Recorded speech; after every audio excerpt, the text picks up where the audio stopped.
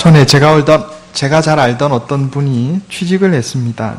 취직을 했는데 직장에 한 달을 다니고 난 다음에 월급날이 됐는데 사장님이 월급을 안 주는 거예요. 그래서 사장님 월급을 왜 안 줍니까? 이렇게 물으니까 회사 사정이 있으니까 다음 달에 주겠다고 그렇게 얘기를 하더랍니다.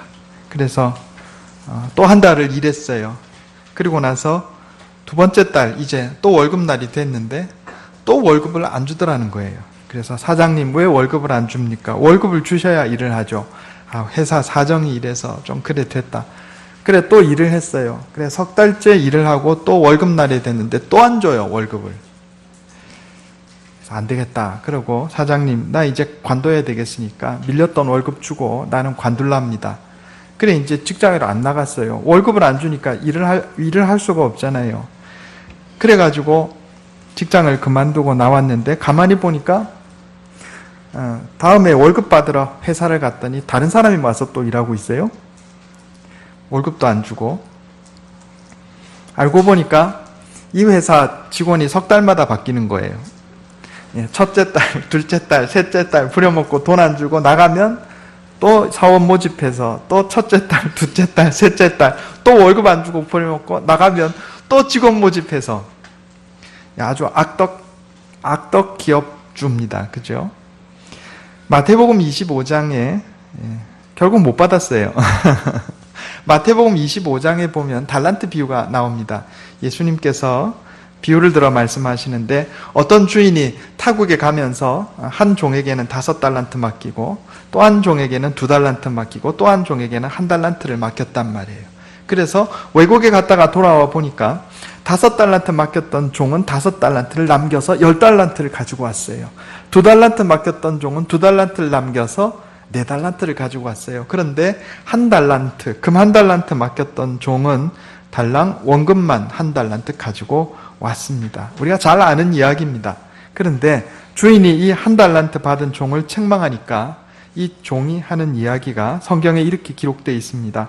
주인이여 당신은 굳은 사람이라 심지 않은 데서 거두고 해치지 않은 데서 모으는 줄로 내가 알았으므로 두려워하여 나가서 당신의 달란트를 땅에 감추어 두었었나이다. 여기서 이 굳은 사람이란 말은 헬라어로 완고하고 거친 사람, 노동하지 않고 돈을 버는 수전노, 구두쇠 같은 사람을 여기 지금 굳은 사람이라 이렇게 표현을 하고 있는 겁니다. 1달란트 받은 종은 그가 장사해서 이익을 남기면 주인이 다 뺏어갈 것이요. 또 혹시 장사해서 실패해서 손해를 보면 주인이 손해배상을 청구할 것이라고 이렇게 생각을 한 겁니다. 1달란트 받았던 종의 잘못이 두 가지인데 하나는 주인이 맡긴 1달란트를 가지고 장사해서 이득을 남기지 않은 것이요. 또 하나는 주인을 악하고 인색하고 나쁜 사람으로 생각했다 하는 점입니다. 이 주인은 탐욕 많은 구두쇠요, 씨도 뿌리지 않고 거두려 하고 타작도 하지 않고 모으려고 하는 악한 사람으로 종이 보았다 하는 겁니다. 그런데 성경을 살펴보면 이 1달란트 받았던 자가 주인에 대해서 악담하듯이 이거 완전히 악담이거든요. 주인이여 당신은 굳은 사람이라 심지 않은 데서 거두고 해치지 않은 데서 모으는 줄로 내가 알았으므로 악담이거든요.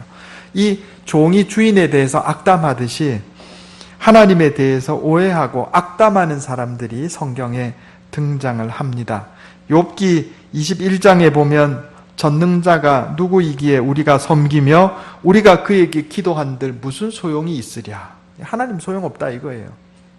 또 에스겔 18장 말씀에 보면 너희는 이르기를 주의 길이 공평하지 아니하다 하는도다. 자, 이렇게 하나님께 불평하는 사람들이 있습니다. 하나님을 악하고 인색한 주인, 구두쇠와 같은 그런 주인으로 생각하는 사람들이 있었다 하는 겁니다. 그래서 하나님께 기도하는 것이 소용이 없고 우리가 열심히 일해서 하나님 앞에 예물 바치지만 그거 다 소용없다. 심지어 하나님께 예배드리는 것도 소용없다. 이렇게 말하는 사람들이 있었어요. 말라기 1장에 보면 이스라엘 백성들이 이렇게 말합니다. 이 일이 얼마나 번거로운고, 이 일은 하나님께 예배드리는 걸 말하는 겁니다. 이 일이 얼마나 번거로운고 하며 코웃음치고 훔친 물건과 저는 것, 병든 것을 가져왔느니라. 너희가 이 같은 봉헌물을 가져오니 내가 그것을 너희 손에서 받겠느냐? 이는 여호와의 말이니라. 하나님께 예배드릴 때, 하나님께 제물을 드릴 때 건강한 것들을 또 좋은 것들을 제물로 드려야 하는데 훔친 것, 자기 것도 아니고 훔친 것, 병든 것, 저는 것 가져와서 하나님께 드렸단 말이에요. 예배 태도가 잘못되어 있는 겁니다. 그리고 뭐라고 얘기해요? 이거 얼마나 번거로운 거.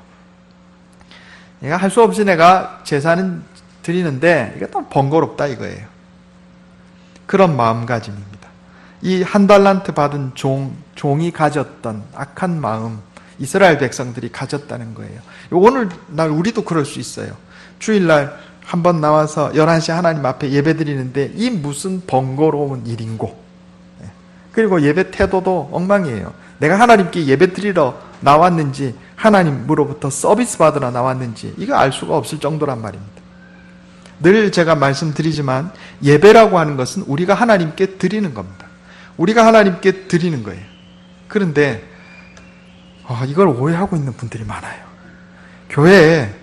내가 교회 나오면 영적인 서비스 받으러 나온다고 생각하고 나오는 분들이 있어요. 제가 전에 어느 교회 헌신예배를 한번 말씀드렸어요. 헌신예배 가가지고 질문을 했어요. 똑같이. 여러분, 예배를 우리가 영어로 서비스라고 그러는데, 자, 이 예배를 서비스라고 할 때, 우리가 하나님께 서비스하는 겁니까? 하나님이 우리에게 서비스하는 겁니까? 손 들어보라 그랬어요. 우리가 하나님께 서비스하는 거라고 생각하는 분 손 들어보세요. 그러니까 손 들어요, 몇몇 분들이. 하나님이 우리한테 서비스하는 거라고 생각하는 분 손 들어보세요. 그러니까 또 손 들어요. 예배는 우리가 하나님께 서비스하는 것이지 하나님이 우리에게 서비스하는 게 아니에요.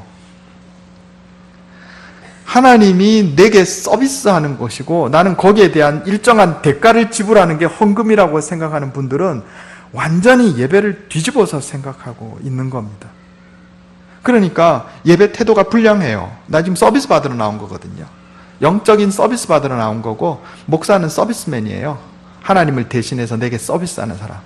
난 서비스 받으러 나왔는데 내가 내 돈 내서 영적인 서비스를 받아야 되겠는데 이거 서비스 제대로 안 해주니까 나 이거 못마땅하다 이거예요. 그게 예배 태도로 나타나는 겁니다. 딱하게. 이 얼마나 번거로운 거. 그리고 뭐가 좋아요? 병든 거, 저는 거, 훔친 거. 이 한 달란트 받은 악한 종의 모습이다 하는 겁니다. 이런 종류의 사람들은 하나님을 뿌리지 않고 씨도 뿌리지 않고 거두는 분, 또 추수도 하지 않고 타작도 하지 않고 모으려는 인색하고 악한 구두쇠라고 생각합니다. 그런데 오늘 본문 말씀은 바로 이런 잘못된 하나님에 대한 오해를 교정하는 말씀이 오늘 본문의 말씀입니다. 출애굽기 3장 7절하고 8절 말씀 우리 다시 한번 같이 읽어보겠습니다. 출애굽기 3장 7절 8절 같이 읽겠습니다. 짧은 구절입니다. 자, 시작. 여호와께서 이르시되 내가 애굽에 있는 내 백성의 고통을 분명히 보고 그들이 그들의 감독자로 말미암아 부르짖음을 듣고 그 근심을 알고 내가 내려가서 그들을 애굽인의 손에서 건져내고 그들을 그 땅에서 인도하여 아름답고 광대한 땅, 젖과 꿀이 흐르는 땅, 곧 가나안 족속, 헷 족속, 아모리 족속, 브리스 족속, 휴이 족속, 여부수 족속의 지방에 데려가려 하노라. 아멘. 하나님을 게으르고 인색하며 탐욕스러운 주인이 아니고 바로 우리를 위해서 열심히 일하시고 애쓰시는 아버지와 같은 분임을 여기 이 말씀에서 교훈하고 있습니다. 우리는 바로 하나님의 이러한 모습을 알아야 되겠습니다. 하나님의 사랑의 모습을 여기 7가지로 묘사하고 있습니다. 첫째는 보고, 둘째는 듣고, 셋째는 알고, 그리고 내려가서 건져내고 인도하여 데려가려 하노라. 하나님께서 이스라엘 백성들을 구원하시는 그 구원의 모습을 7가지 동사로 지금 표현하고 있는 겁니다. 여기서 보고라고 하는 단어는 내가 보고 또 보아오다 이런 뜻입니다. 하나님께서 하나님의 백성에 대해서 지속적이고 세밀하게 지켜보고 계심을 묘사하고 있는 말씀입니다. 하나님은 당신의 백성의 상황을 관심을 가지고 지속적으로 세밀하게 지켜보고 계십니다. 여러분 이걸 믿으시기 바랍니다. 창세기 16장에 보면 하갈이라고 하는 여인이 등장합니다. 아브라함과 아브라함의 아내가 사라입니다. 그죠? 하나님의 말씀을 듣고 아브라함이 75세 되던 때에 우르에서 출발해서 가나안 땅으로 들어왔어요. 하나님께서 아브라함에게 약속을 주시기를 하늘의 별처럼 자손이 많게 해주겠다. 가나안 땅을 다 너와 너 자손에게 주겠다. 이렇게 약속하셨는데 아브라함이 85세가 될 때까지 자식이 없었어요. 그러니까 사라가 이게 마음이 급해가지고 이제 나를 통해서는 소망이 없겠다 싶으니까 자신의 여종, 보통 여종이면 10대 후반 이렇게 생각하는 것이 맞습니다.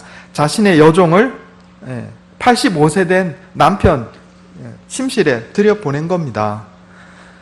고대 근동의 관습에 의하면 여종의 아들은 곧 여주인의 아들이 되는 겁니다. 그러니까 자기가 아들을 못 낳으니까 종을 들여보낸 거예요. 한번 생각해 보세요. 10대 후반의 소녀가 85세 할아버지 방에 들어가서 임신을 한 겁니다. 얼마나 비참해요. 비참한 상황이죠. 그런데 또 거기까지는 그렇다 치는데 막상 하갈이 임신하고 나니까 사라가 마음이 바뀌었어요. 하갈을 학대하기 시작합니다. 질투가 나가지고. 그러니까 하갈이 도망갔어요. 광야로 도망갔어요. 그때 하나님께서 하갈에게 나타나셨습니다. 그리고 하갈에게 뭐라고 말씀하시냐면은 너 주인에게로 돌아가라. 내가 너를 살펴주마. 내가 너를 보살펴주마. 그러셨다고요. 그러니까 하갈이 광야에서 하나님을 만난 것이 너무 감격스러워가지고 하나님에 대해서 이름을 붙입니다. 뭐라고 붙이냐면 나를 살피시는 하나님. 이렇게 이름을 붙였어요. 옛날 개혁성경, 개혁개정 말고 개혁성경에는 감찰하시는 하나님 이렇게 번역하고 있어요. 무슨 뜻이에요? 나를 돌보아 주시는 하나님, 나를 보고 계시는 하나님 이런 뜻이에요.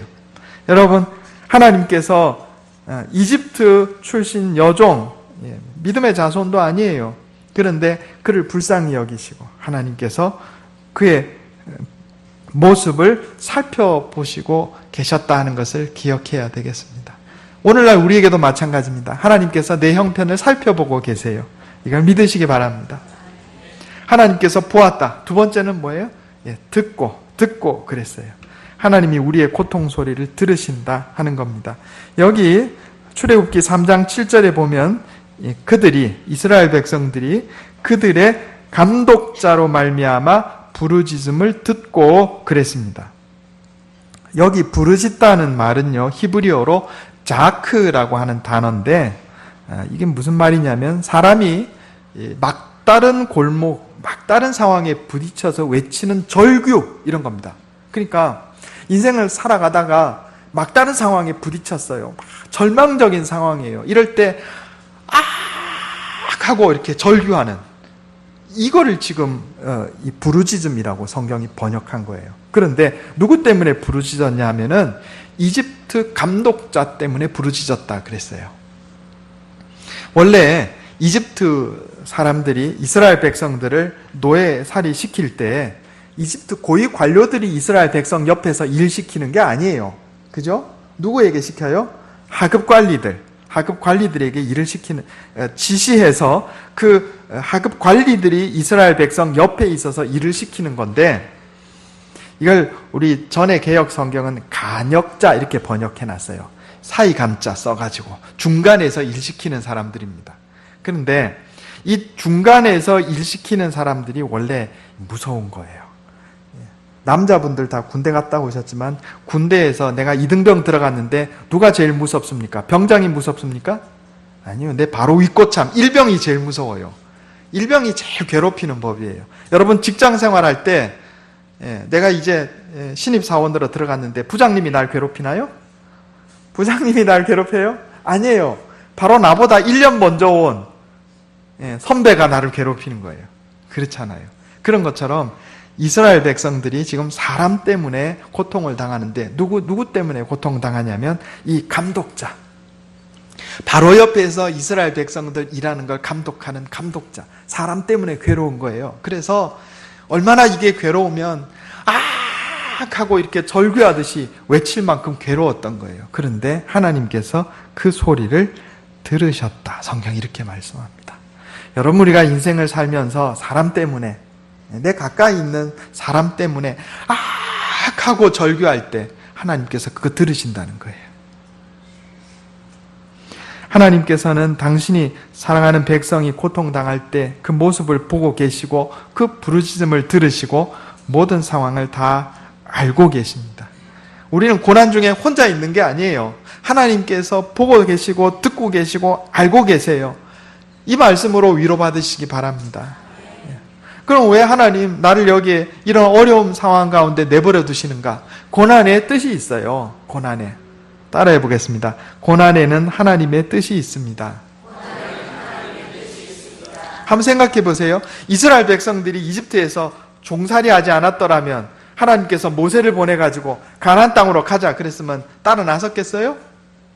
어려웠을 거예요. 그죠? 하나님께서 이스라엘 백성들 가나안 땅으로 순순히 따라오게 하기 위해서 잠깐 이집트 땅에서 고난을 허락하셨던 겁니다. 그러니까 우리가 인생을 살면서 어떤 어려운 상황을 만나고 또 어떤 사람 때문에 하고 절규할 만큼 고통스러운 상황을 내가 겪는다 할지라도 여러분 이걸로 낙심하면 안 돼요. 왜냐하면 고난의 뜻이 있기 때문에 그래요. 하나님께서 그거 다 보고 계시고 듣고 계시고 알고 계세요. 하나님은 자비로우신 아버지시다 하는 겁니다. 두 번째로 하나님께서 하시는 일을 내려가서 건져내요 이렇게 표현하고 있습니다. 따라해 보겠습니다. 내려가서 건져내요. 성경에는 하나님께서 하늘에만 계신 것이 아니고 이 땅에 내려오시는 모습들이 여러 번 묘사가 되어 있습니다. 직접 예수님 같은 경우는 성자, 성부, 성자, 성령 하나님, 삼위일체 하나님 중에 성자 하나님이 내려오신 것이지만 구약시대 보면 대체로 하나님께서 직접 내려오시기보다는 천사들을 보내시거나 또는 사람을 대리자로 보내시는 경우가 많아요. 하나님의 백성의 고통을 그냥 두고 보지 않으시고 내려오시는데 대리자를 보내신다 하는 겁니다. 누구를 보내시나? 천사를 보내세요. 처음에 창세기에 보면 소돔과 고모라성이 멸망할 때 하나님께서 누구를 보내시냐면 천사를 보내세요. 그죠? 그런데 하나님께서 내려오실 때는 보통 두 가지 일을 하십니다. 하나는 구원하시는 일, 또 하나는 심판하시는 일. 둘 중에 하나예요. 또 두 가지를 동시에 하기도 하셔요. 하나님이 소돔과 고모라성에 천사 둘을 보내셨는데 이 천사 둘로 말미암아 소돔과 고모라 성에 유황과 불이 떨어져서 그 성읍들이 멸망합니다. 죄악 때문에. 그런데 그 중에 누구를 건져내셨냐면 아브라함의 조카 롯의 가정을 구원해내셨어요. 하나님이 내려오시는 것은 심판과 구원을 위해서다. 그런데 하나님께서 이처럼 천사들을 과거에 사용하셨던 것처럼 오늘날 우리들에게도 여전히 천사들을 보내셔서 하나님의 사역자들로 삼으신다는 것을 우리가 기억해야 하겠습니다. 내 주위에는요, 하나님 보내신 천사들이 있는 거예요. 이거 믿으셔야 됩니다. 그럼 따라해 보겠습니다. 내 주위에는 하나님이 보내신 천사들이 있습니다. 우리 시편 34편 한번 찾아보겠습니다. 시편 34편.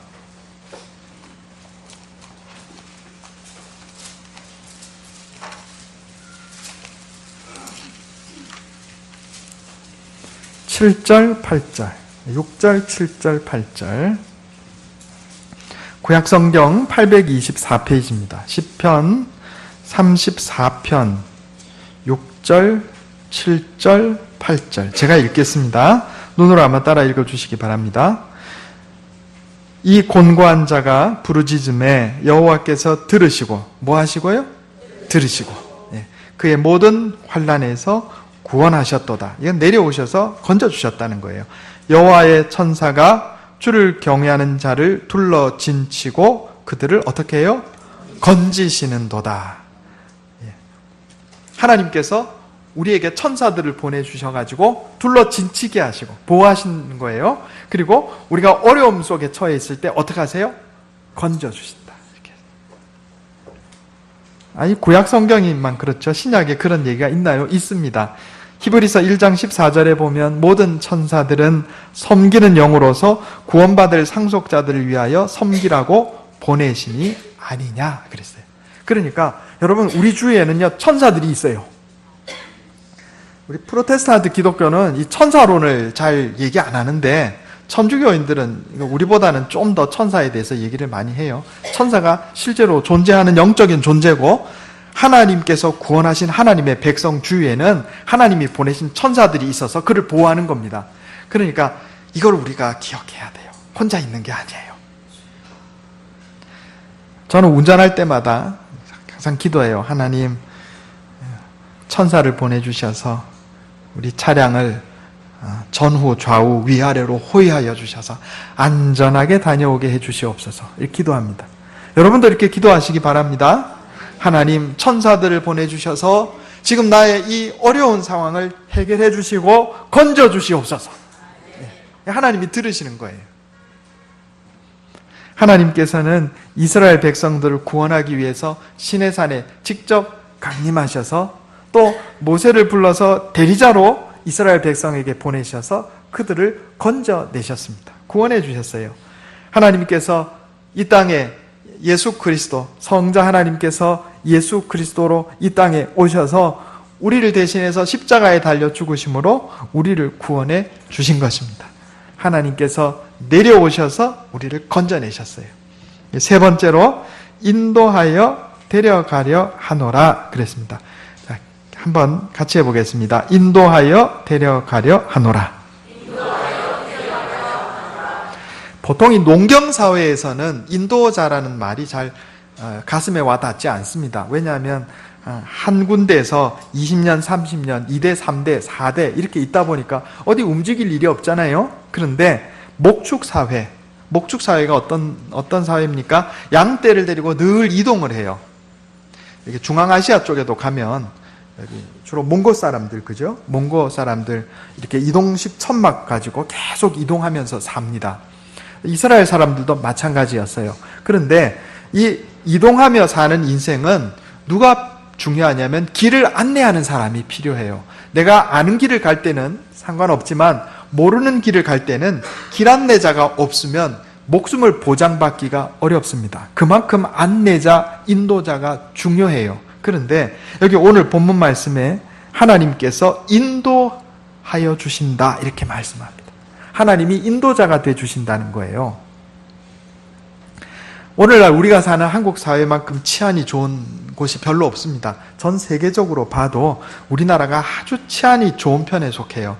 치안이 좋은 나라가요, 우리나라도 치안이 괜찮고 일본도 치안이 좋아요. 중국도 공산주의 사회이긴 하지만 치안이 좋은 편에 속해요. 그러니까 우리 주변에 치안이 좋은 나라들만 있으니까 잘 모르는데 전 세계가 다 그렇게 치안이 좋은 게 아니에요. 제가 청년 때 미국의 캘리포니아 LA 쪽으로 여행을 가본 적이 있는데 제가 아는 친구 차를 타고 이렇게 이동을 하는데 갑자기 차를 타기 전에 문을 잠그라 하더라고요. 왜 문을 잠그냐 그러니까 차가 잠깐 섰을 때 강도가 차 문을 열고 권총 들이대고 돈 내놔 이러는 경우가 종종 있대요. 아유, 겁나는 동네예요. 그리고 또 밤이 되면 거기 차를 몰고 나가지 않은 이상에는 혼자 밤거리를 걸어 다니면 안 되는 동네입니다. 거기 치안이 좋지 않아요. 자, 과거에 이 고대 사회는 훨씬 더 했어요. 그러니까 어떤 길을 가다 보면 산적도 있을 수 있고 또 한번 들어가면 빠져나올 수 없는 사막 광야로 들어가는 길도 있고, 이럴 때 인도자는요, 생명, 목숨줄을 쥐고 있는 사람이 인도자입니다. 제가 책을 보니까 오늘날 우리가 사는 사회를 신유목 사회라 이렇게 얘기를 하더라고요. 네오 노마드 소사이어티. 이게 무슨 얘기냐면은 오늘날 이제 과거에 우리 조상들이 농사 짓는 것처럼 한 군데 정착해서 2대, 3대 있는 경우 별로 없고 직장 따라 옮겨가고, 그죠? 또 이사 가서 옮겨가고, 그러니까 계속 이동한다는 거예요. 그게 신유목 사회다. 네오 노마드 소사이어티다. 직업도 그래요. 한 가지 직업 가지고 2대, 3대, 4대 이렇게 물려받아서 직장 생활하는 게 아니고 일생을 살면서도 직업이 또 자주 바뀌어요. 교회도 자주 바뀌어요. 교회도. 우리 교회가 사람이 변함이 없는 것 같은데 그렇지 않습니다. 교인이, 우리 작년 교인이 한 200명이 조금 안 되는데 이 중에 한 30%, 한 5, 60명 정도는 10년, 20년 이상 우리 교회에서 신앙생활 하신 분들이에요. 그런데 위쪽으로 60명 정도는 오신 지 한 2, 3년밖에 안 되는 분들이에요. 대체로 그렇습니다. 그런데 교회가 많으면, 적으면 한 2, 3년 안에 적으면 한 10%의 얼굴이 바뀌어요.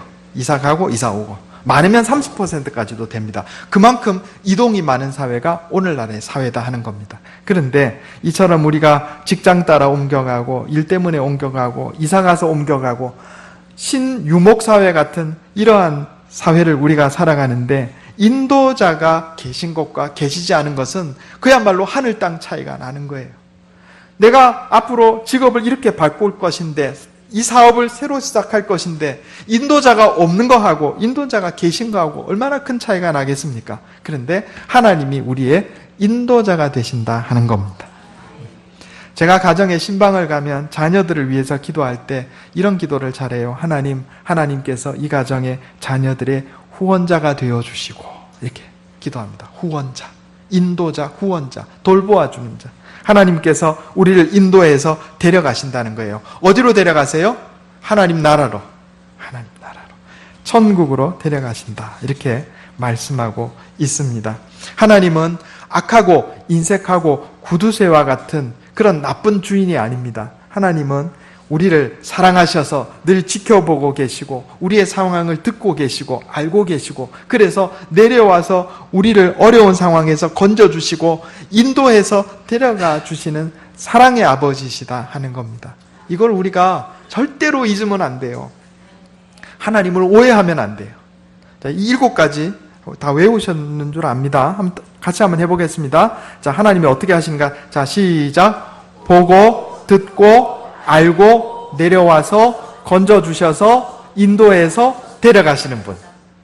한 번만에 다 하시는군요. 다시 한번 해볼까요? 자, 시작. 우리의 상황을, 자, 시작. 보고, 듣고, 알고, 내려와서, 건져주시고, 인도하여, 데려가시는 분. 하나님의 사랑이 이 7가지 동사로 표현되어 있어요. 그러니까 우리가 기도할 때 하나님께서는 나를 보고 계시고 또 내 절규 소리를 듣고 계시고 내 모든 상황을 아시고 하나님 내려오셔서 또 천사를 보내셔서 또 돕는 사람을 보내주셔서 나를 건져내시고 또 인도해서 하나님 복락의 땅으로 나를 데려가 주시옵소서. 하나님 그렇게 말씀하셨지 않습니까? 하나님 주님 말씀대로 이루어 주시옵소서. 이렇게 기도하시기 바랍니다. 1988년도에 구소련에 속해 있던 아르메니아라는 나라에서 지진이 났습니다. 큰 지진이 나서 25,000명이 목숨을 잃었습니다. 전체 사상자가 한 55,000명에 달할 정도로 큰 지진이 났어요. 이때 9층짜리 아파트가 무너졌는데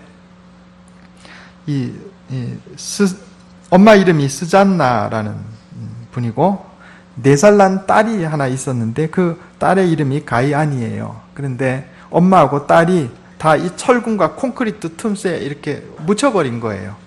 그렇죠? 엊그제 일본에서 지진 났잖아요. 저는 자느라 못 느꼈는데 저희 집사람이 자다가 흔들리는 거 느꼈다 하더라고요. 흔들 하는데 막 공포스러웠다고 그러더라고요. 우리 집이 아파트 10층인데 이게 무너지면은 어떻게 되나. 제가 지진을 겪은 적이 있어요. 제가 미국 간 적이 있었다 그랬잖아요. 그때 마침 LA 대지진이 있었습니다. 진도 7.9. 제가 지진도 겪어봤어요. 진도 7.9. 자는데 침대가 여기서 여기까지, 정말 여기서 여기까지 왔다 갔다. 자다가 흔들리네. 이게 뭐지? 이게 지진인가 보다. 그러니까 친구 엄마가 소리를 지르면서 빨리 밖으로 나가라고. 근데 그 동네는 지진 때문에 아파트도 단층으로 짓더라고요. 그리고 콘크리트로 안 지어요. 목재로 지어요. 그러니까 흔들려도 안 무너지고 삐걱거리는 소리만 나요. 희한하더라고요. 그래서 살았어요. 진도 7.9의 지진에 살아남아서 왔습니다. 그런데 바로 이 상황이에요. 콘크리트가 무너져서 엄마하고 딸하고 이렇게 깔려 있는데 어두컴컴하죠. 근데 딸의 목소리가 들리는 거예요. 엄마 목말라. 거기 물이 어디 있어요? 지금 깔려서 꼼짝 못 하는데. 그래 보니까 손을 더듬어 보니까 딸이 손에 잡혀요. 그래 엄마가 어떡하겠어요? 생각을 하다가 주변을 이렇게 찾아보니까 깨진 유리 조각이 손에 잡힙니다. 그거를 손가락에 이렇게 상처를 내가지고 애기한테 엄마 피를 먹인 거예요. 2주를 버텨서 살아났어요. 엄마하고 딸하고. 그게 전 세계적으로 큰 화제가 된 적이 있습니다. 여러분, 하나님은 악하고 인색한 구두쇠 같은 그런 주인이 아닙니다. 하나님 우리를 얼마나 사랑하시냐면요, 그 아들 예수 그리스도를 이 땅에 보내서 십자가에 피 흘려 죽게 하시기까지 우리를 사랑하시는 분입니다. 하나님은 가만히 계시지 않고 우리를 위해서 열심히 일하시는 분입니다. 어떻게 하세요? 보고, 듣고, 알고, 내려와서 건져내고 인도하여 하나님의 나라로 데려가시는 분이 하나님이십니다. 여러분, 이런 하나님의 사랑을 믿고 신뢰하시기 바랍니다. 하나님의 손 붙잡고 주님 말씀 따라 순종하며 사시기 바랍니다. 하나님이 우리를 구원해서 하나님의 백성 삼으신 것은요, 우리로 하여금 하나님께 예배드리는 백성, 하나님 말씀 따라 순종하며 살아서 하나님께 영광 돌리는 백성 되게 하시려고 우리를 구원하신 거예요. 하나님과 우리 사이에 사랑을 나누고 또 하나님의 뜻대로 우리가 세상을 향해서 사랑을 나누며 인류에 공헌하는 하나님의 백성 되게 하시려고 우리를 구원하신 거예요. 바로 이 하나님의 사랑과 은혜를 기억하고 하나님께 영광 돌리는 백성 다 되는 저와 여러분 되시기를 예수님의 이름으로 축원합니다. 기도하겠습니다. 하나님 아버지, 주님께서는 악하고 인색한 구두쇠와 같은 주인이 아니라 사랑하는 자녀들을 위해서 노심초사하며 열심히 일하시는 아버지와 같은 분이심을 깨닫게 해주시니 감사합니다. 하나님께서 우리의 상황을 보고 계시고 우리의 절규 소리를 듣고 계시고 우리의 고통을 다 알고 계신다 하였습니다. 하나님 그냥 계시지 않고 내려오셔서 우리를 건져내 주시고 인도해서 복락의 땅으로 데려가 주심을 깨닫게 해주시니 감사합니다. 우리가 이런 하나님의 사랑을 신뢰하고 주님의 손 붙잡고 따라가게 해 주시옵소서. 하나님 우리를 구원하여 주님 백성 삼으신 것은 하나님께 예배드리는 백성, 세상을 향해 사랑을 나누는 백성 되게 하심임을 깨닫게 해주셨사오니 우리가 예수님을 따라 예수님 지신 십자가 나도 지고 따라가며 하나님께 영광 돌리며 세상의 빛이 되는 주의 백성들 다 되게 해 주시옵소서. 이것이 내 힘과 능력으로 되지 않음을 고백합니다. 말씀으로 날마다 나를 깨우쳐 주시고 성령으로 인도하여 주시옵소서. 우리 주 예수님의 이름으로 간절히 기도하옵나이다. 아멘.